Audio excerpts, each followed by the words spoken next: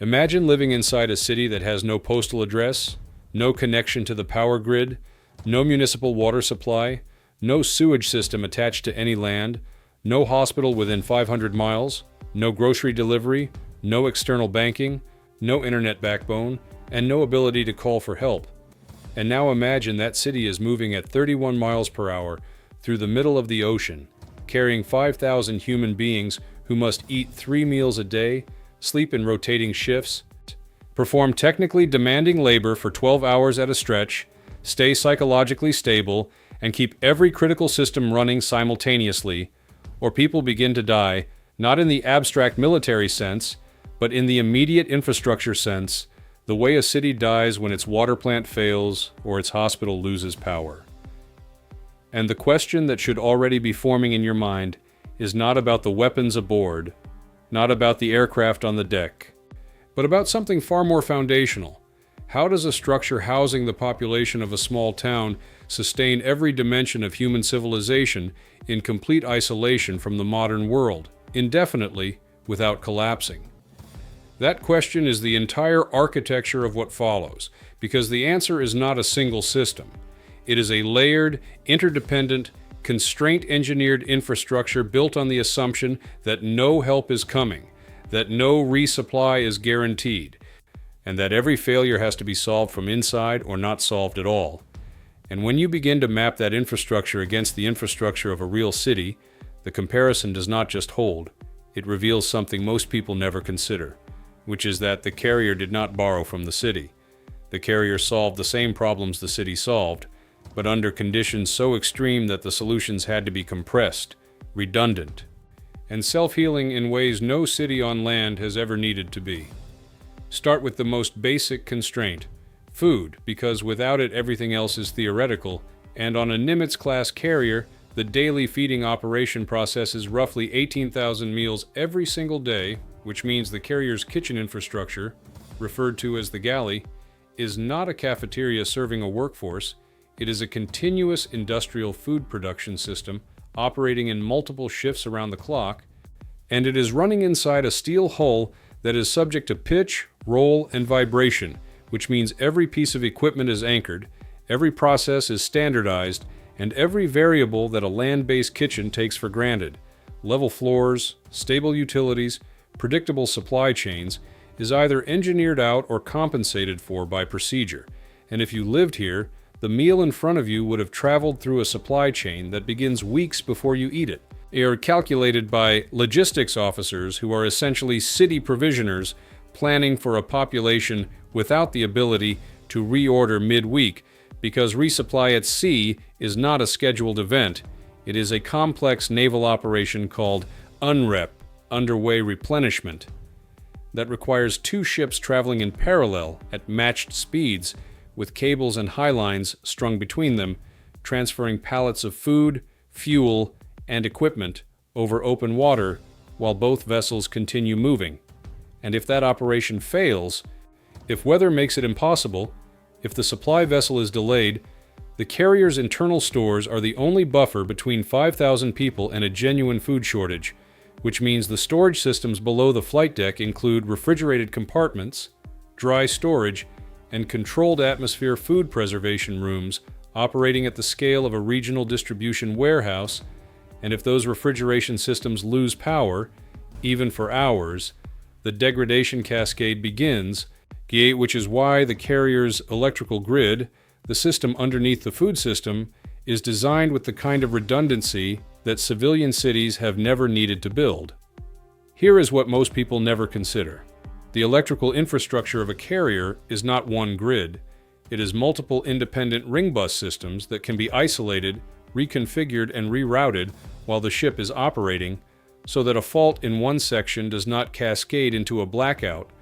And this matters not just for the lights or the computers, but for the refrigeration, the water distillation, the medical equipment, the ventilation, and the flight deck systems that are all running simultaneously and all interdependent. And the power source driving all of this is the nuclear reactor, 2 of them on a Nimitz class, which is where the comparison to a city becomes structurally interesting, because a city's power plant is separated from the population by distance, by regulation, by geography, and by the political assumption that nobody should have to live next to their power source, but on a carrier, the reactors sit embedded inside the hull, surrounded by the crew, and the entire nuclear safety architecture has to compensate for that proximity, which means the shielding, the cooling systems, the monitoring instruments, and the operational procedures are not just safety protocols in the regulatory sense, they are survival architecture in the most literal sense, because if the reactor cooling system fails, the consequence is not a power outage, it is a thermal event inside a steel vessel in the middle of the ocean with 5,000 people aboard and no evacuation infrastructure within reach. And this is where civilian logic collapses, because in a city, catastrophic infrastructure failure has an escape vector. People can leave, emergency services can arrive, mutual aid can flow in. But on a carrier, the escape vector is the ocean, which is not an escape vector at all, which means the systems cannot simply be reliable, they have to be self-healing and operated by people trained to fix them under every conceivable degraded condition, which is why the engineering department aboard a carrier is essentially a city utilities authority staffed entirely by people who live inside the infrastructure they maintain, and who understand at a visceral level that if this fails during your shift, you solve it. Because there is no city services number to call, this creates a new vulnerability, and it is the one that urban planners almost never have to think about: water. Not because water is scarce at sea, which seems contradictory, but because seawater is not potable and the carrier has to produce every drop of fresh water it consumes from the ocean surrounding it, which it does through distillation plants that evaporate seawater and condense the vapor into fresh water through a process that requires continuous heat and continuous electrical power. And on a fully operational carrier, these plants produce somewhere between 400,000 and 500,000 gallons of fresh water per day to supply the crew's drinking water, the cooking water, the shower water, the laundry systems, and the engineering cooling loops that maintain equipment temperature across the entire hull. And if you lived here, you would take a Navy shower. Water on, wet yourself, water off, soap, water on, rinse, water off. Not because of regulation, but because of arithmetic, because the distillation plants are producing to capacity, and every gallon wasted is a gallon that has to be made up somewhere in the production curve. And if the distillation system loses pressure, or loses power, or loses a critical heat exchanger, the reserve tanks begin depleting. And the operational math starts compressing, and within days the situation transitions from a maintenance event to a survival constraint. And this is where the psychological dimension of living inside a closed system begins to manifest, because a crew member who understands the water system does not take a long shower, not because they are told not to, but because they know what is downstream of waste. And this shared situational awareness, this collective understanding of the system they are living inside, is one of the most underappreciated infrastructure elements on the ship, because discipline at this scale is not compliance. It is a form of operational literacy, and without it, the systems begin to strain even before any mechanical failure occurs. And this is where the pressure intensifies. Because water waste is downstream of a system that is equally invisible and equally critical: sewage and waste processing, and on a carrier this is not a connection to a municipal treatment plant. It is an onboard treatment system that processes the biological waste of 5,000 people using vacuum collection, chemical treatment, and where regulations permit, controlled overboard discharge. But when the carrier is in restricted waters or port environments, the waste has to be held, processed, and managed internally, which means the holding systems, the vacuum pumps, and the treatment equipment are running continuously and are subject to the same failure dynamics as every other system on the ship, except the consequences of failure are more immediately visceral and more psychologically destabilizing than almost any other infrastructure failure, because a water outage is a survival problem. But a sewage failure on a vessel carrying 5,000 people in a sealed steel environment is a public health crisis that can cascade into disease propagation within days.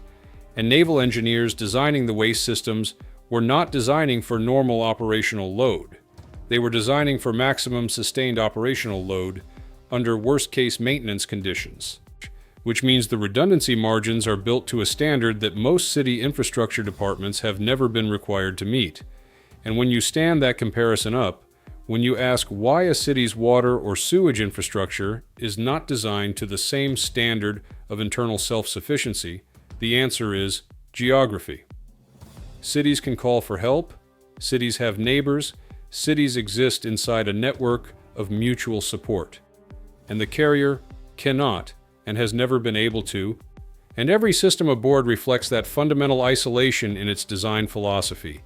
Move further into the hull and the systems become less visible but more critical, and the one that bridges between infrastructure and human function in the most direct way is medical, because a city of 5,000 people will statistically generate medical emergencies continuously. Cardiac events, appendicitis, fractures, burns, infections, mental health crises, and surgical needs, and on land, those emergencies are addressed by a medical system that draws on regional hospitals, specialist networks, supply chains, and the ability to transfer patients, and on a carrier, none of those resources exist beyond the hull, which means the medical facility aboard, referred to as sickbay, is not a first aid station. It is a functional hospital with operating rooms, dental facilities, pharmacy dispensaries, laboratory analysis equipment, and medical staff capable of performing emergency surgery, managing intensive care patients, and treating the full spectrum of conditions that 5,000 people under sustained physical and psychological stress will produce. And if you lived here and your appendix perforated on day 60 of a deployment, the surgical team that treated you would be drawing on supplies that were loaded before you left port, using equipment maintained by people who also maintain everything else on the ship. Inside a facility that is subject to the same motion and vibration as the rest of the hull, and the sterile field for your surgery would be maintained in conditions that land-based surgical teams would consider extraordinarily challenging, and the consequence of medical system failure at sea is not a prolonged wait for care. It is the direct intersection of human biology and operational constraint, which is why the medical department maintains its own supply reserves, its own power circuits, and its own procedural independence from the rest of the ship's operational tempo, because the medical system is the last line of infrastructure between a manageable crisis and a systemic human breakdown. But the system that ties every other system together, the one that most resembles the command infrastructure of a city's emergency management apparatus, is the damage control system.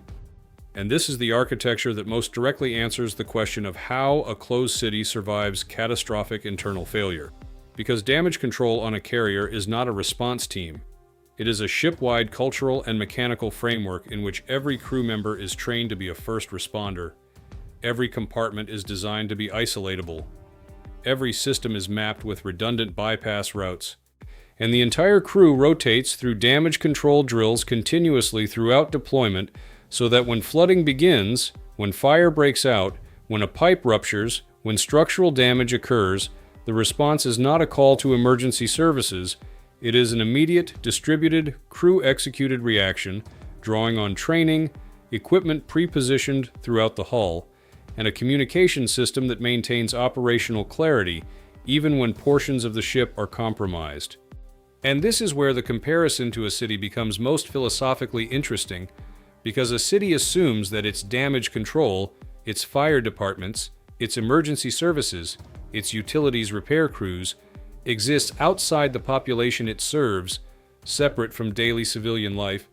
and on a carrier, the damage control system lives inside the population, distributed among the same 5,000 people eating in the galley and sleeping in the berthing compartments, which means the resilience of the carrier is not located in a department or a building. It is distributed through the crew itself, which is a fundamentally different model of urban resilience, and one that cities have never been required to adopt because they have never been required to survive in complete isolation. The berthing system, where 5,000 people sleep, deserves its own analysis because sleep is not a social preference aboard a carrier, it is a system output. And the racks are 3 high, narrow, curtained, and configured in rotating shift schedules so that the same physical space is used continuously around the clock by different crew members, which means the berthing compartments are never empty, never dark for long, never fully quiet, and the psychological challenge of sustaining restorative sleep in that environment is addressed not by comfort engineering, but by exhaustion management, where 12-hour shifts and physically demanding work ensure that sleep happens because the body demands it regardless of the ambient conditions, and this is the human scale reality that most infrastructure analyses omit. That the city of 5,000 aboard the carrier is not a city in equilibrium. It is a city under sustained operational pressure, and the systems that maintain psychological order are as critical as the systems that maintain physical survival. Because a population under sustained stress without adequate sleep, without privacy, without contact with the outside world, without access to fresh food or natural light or open air, will begin to fragment psychologically, and when psychological fragmentation reaches a threshold in a closed operational environment, it creates safety failures, procedural errors, interpersonal conflicts, and command instability that cascade into the physical systems. Which is why the carrier's design includes not just ventilation systems and food systems, but morale and welfare infrastructure, communication centers for crew members to reach family, recreational spaces compressed into whatever hull volume remains after operational systems are satisfied, spiritual support personnel, and a command culture deliberately engineered to maintain the perception of order and purpose that keeps 5,000 people functioning at the level the systems require. And the one system that has not yet been fully examined, the one that sits beneath all of the others and makes their continued operation possible, is the propulsion and navigation integration, not because it moves the ship, but because of what it represents in the context of everything that has been described, which is that all of these systems, the food production, the water distillation, the waste processing, the electrical grid, the medical facility, the damage control framework, the psychological infrastructure, are all ultimately dependent on the ship's ability to maintain positional sovereignty, to move away from threat, to choose where its isolation is safest, and the nuclear propulsion system provides that sovereignty without the fuel dependency that would otherwise create a terminal constraint,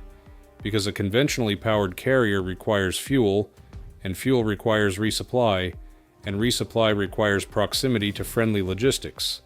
And proximity to friendly logistics means the carrier is never truly independent. But a nuclear carrier can sustain propulsion for more than 20 years on a single fuel load, which means the mobility of the city is as indefinite as every other system aboard,